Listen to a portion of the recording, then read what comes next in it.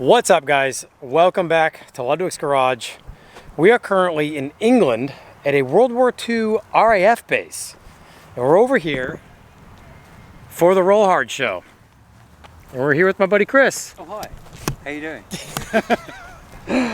And we're here in Chris's bagged and custom wide-bodied Subaru SVX. This is the night before the show. They're doing like a pre-meet here. This is our third or possibly even fourth time to the Roll Hard show here at Bicester Heritage, which is where this RAF base is. It's so cool. All the old brick buildings and hangars and underground bomb shelters and bunkers, and there's like tunnels that connect all these places. So we're happy to be back. It seems like every year we come, it's really hot out. England is always in like some massive heat wave, but right now we're in the shade, which is nice, right? Oh, it's helpful. The big news about this year's Roll Hard is the Roll Hard guys are doing a collaboration t-shirt with Ludwick's Garage. So by the time you guys are seeing this, they're hopefully all sold out. Super stoked that they were willing to do something like that. So excited to have a collaboration t-shirt here at the Roll Hard show.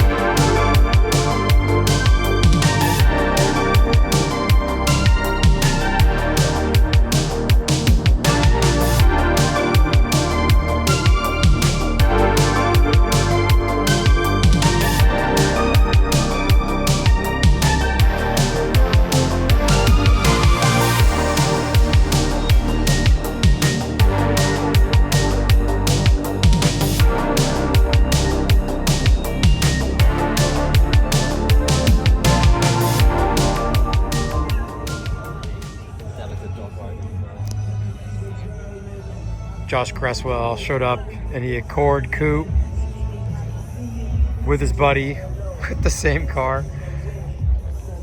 These things are so cool.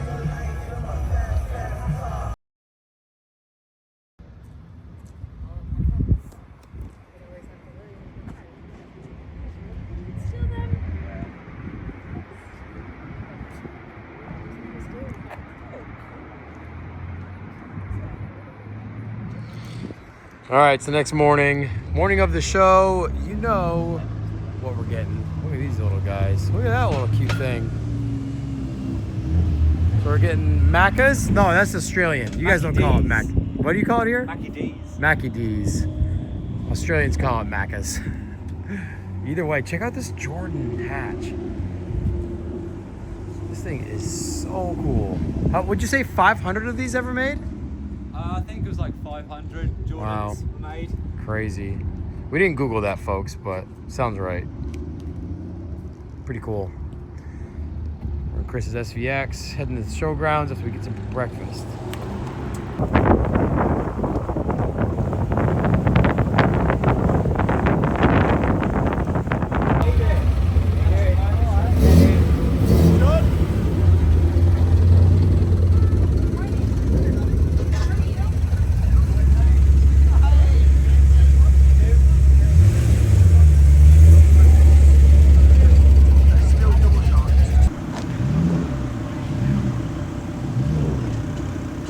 All right, guys, it's the morning of the show. We just got parked up inside Bicester Heritage here.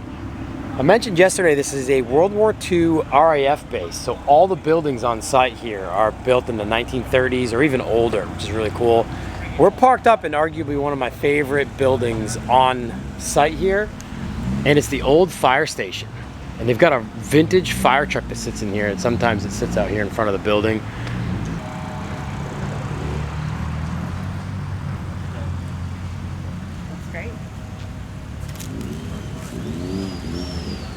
All right, so I think I found one of my favorite cars here at the show.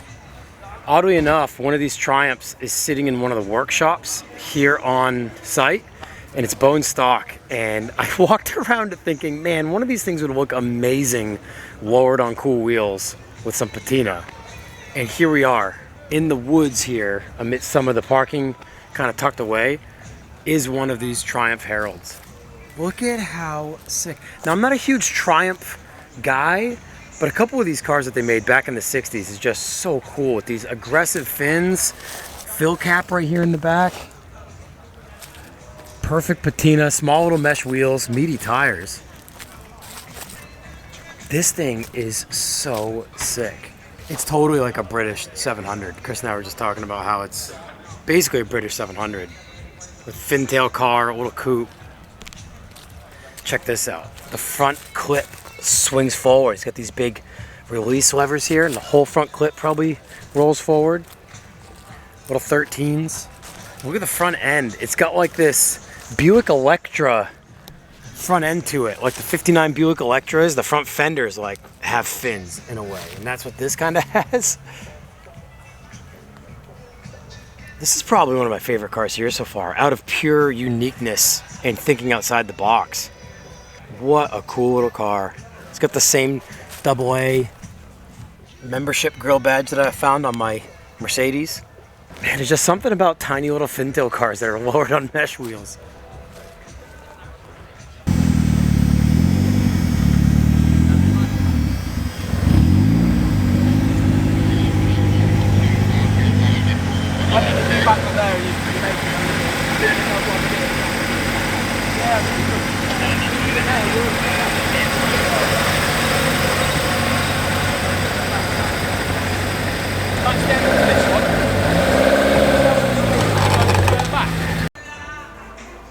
All right, guys, another one of my favorites. Even though it's got a ton of patina, I've wanted an old Laurel for so long. Body shape, all the cool little trim pieces, the heck blend style taillight setup, how the middle of the trunk kind of shapes the same as the taillights. We never got these in America, and I wish we did. I would seriously love to have one of these Laurels. Love the small little Japanese wheels, wing mirrors. Our buddy John's Prelude, one of the favorites. This thing's incredible. Love the Alpina style wheels. That generation Prelude is so sick. He drives it everywhere too. He just drove this to Germany for Ultrace in Dusseldorf. All right, guys, the craziest thing ever is that my buddy bought, he found a long wheelbase VG45 Century, just like mine. How crazy is that? Unbelievable that he found a long wheelbase VG45 Century. Now this one has like the vinyl roof or some sort of coating on it. Mine did not have that roof. His has a burgundy interior. For anyone who's new to the channel that doesn't remember mine, they only made 435 or so of these long wheelbase VG45 Centuries. So they are incredibly rare.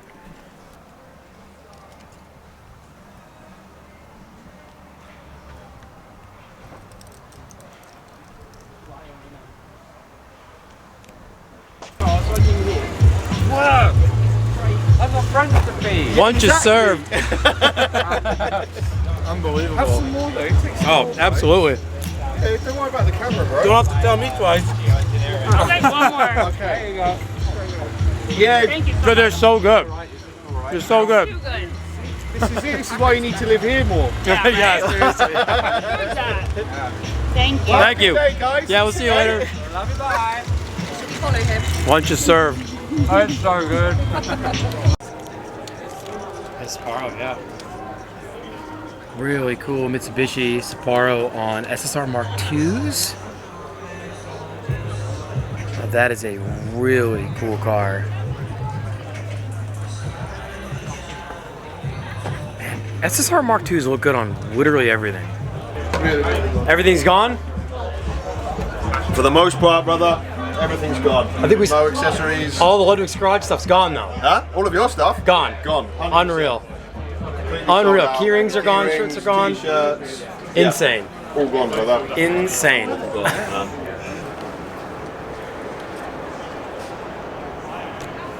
My buddy Andy here is the one who now owns my W108 that I owned about 10 years ago back home in New Hampshire. Dude, it's so crazy that this car is like here, driving around in Great Britain. The second I saw you post this thing, that you had bought it, I saw the little rust hole on the passenger side front fender, and I'm like, I know what car that is. That's it. So cool. So this thing had really cool paint patina, like on the roof. Like the cracking is like kind of surface rusted. The trunk too. It's got a really cool like patina to it. Now this is a 300 SEL with the North American market 4.5 V8, which makes it pretty desirable over here in Europe and in England, because the 4.5 was predominantly a North American market motor, which is what I just talked about, is in my R107 I just bought, which I believe is the same year. 73, this is 71 I think, 72 maybe. But this is the W109, so this has the long rear door.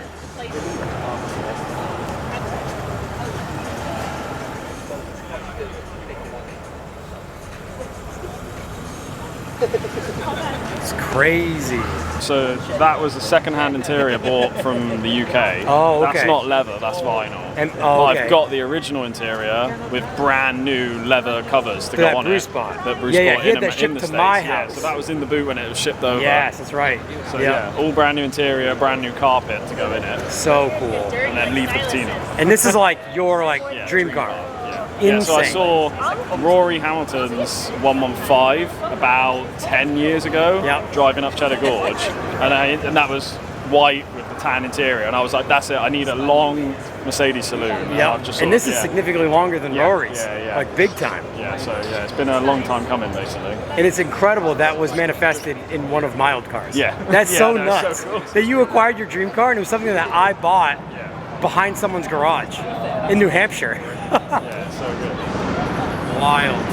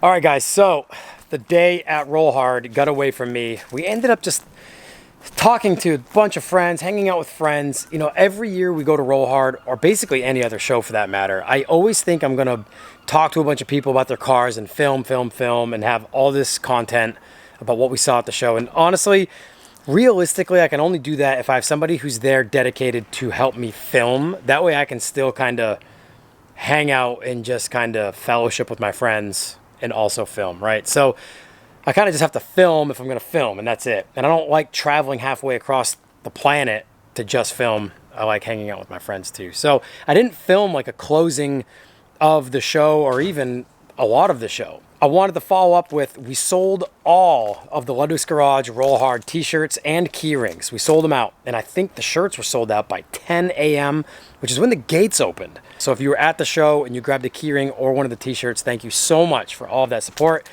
Now we are leaving tomorrow morning. We've spent this last full day here down on the South Coast in Worthing with Chris and Haley. We took Chris's SVX up to the show, which I don't even think I filmed much of. You've seen it here on the channel before, but we're over here at Chris's workshop now, and I wanted to give you guys an update. I filmed a little bit in here before of his Subaru SVX and his Subaru Brat that's on air suspension, and he's building a custom wide body for. So this is a look at a, I would say, decently sizable British workshop, because we both know a lot of people who work in like their little front yard or a tiny little easy up or something. Chris has, it's a small shop in the general scope, but enough to do some pretty cool stuff in. Where you spend most of your time. Yeah, pretty much every single spare moment is here, trying to not kill myself. Yeah. In the nicest possible way. This is the Brat he had at Roll Hard 4 years ago. With you did like over fenders on that. Yeah, so that was like the kind of like second iteration of it. Yeah, the first one was just like bolt on, kind of like eBay type fenders, and then I did like the proper kind of wide body, like fully custom. And now this is like the third. The black hole of. Yeah. So his SVX, the wide body on his SVX, he made from scratch, like literally foam board and fiberglass or whatever body guys use. It's crazy. It's literally braille to me. It's wild. Not just over fenders, like fully designed new body lines to totally change the visual feel and aesthetic. And that's what he's doing with the Brat now. And it's going to be difficult to get it all on camera. But what else you're also doing, other than crazy front fenders, rear full fenders, bumpers, spats, ground effects, all that, is you're putting an STI rear end in it? Well, Impreza, Forester, Legacy, it's all pretty much the same. It's all like Lego with Subaru stuff, but standard on the back of these is just a torsion bar setup. So, it's pretty primitive in terms of suspension and ride and what you can do in terms of modification. So basically just cut all of it out, and now new chassis rails in there, new towers, Impreza subframe, laterals, BC coilovers on airbags now as well. You've added these frame rails, so there's like a frame underneath the body or underneath the bed that houses the whole Impreza rear subframe. And I'm not a metal guy, so this is like it started off with nothing, and that was probably the most daunting. The day after everything got cut out, it was like instant regret, because I don't know. Yeah, where do you start? I don't want to do it, and I think you were here at one point where there was nothing there. Yeah. And when you're starting from absolutely nothing, the hardest part is like just trying to find that start point. So you're doing the Impreza rear end that gives you totally different suspension geometry and all that. And aftermarket support. Yes. You've gone super wide compared to how it was. That right now, that is spec'd, that's a 10.5. Yep. I mean, you started from the front all the way back. I mean, you've built the front bumper, which is... Yeah, I mean, that's off an A86. Yep. But to be honest, now, if you look at this here, actually the other side is... Yeah, I was going to say, the other side more... The other side is finished. Kind of more finished.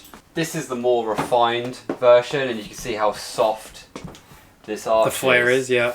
And I'm all about just being, getting better and better and better each time I make something. I just want to be as good as I can. I like the next thing, I make, I want it to be better than the previous thing. This, it is good, but that's better. So this needs to be better. Yeah. So it's, you can see like... Yeah, even this line. Yeah, I mean, even that's sitting at like kind of like 80%. Yeah. In terms of, it actually being done in crispness. This is like hanging off here. That's going to be changed. But what a wild step out, from the door. I want to maintain that kind of slightly squarish feel of like a 90s car. Yeah, yeah. But give it like that OEM plus look. I've recently just added this extra flare here. Yeah. to that because it just dove off at the back, so I wanted to keep it rounder. Currently have this, and it's kind of sensitive at the moment. That is polyurethane foam board that's been impregnated with resin and then body worked. Yeah. The back, that's all, you know, fiberglass. So this is going to be going here,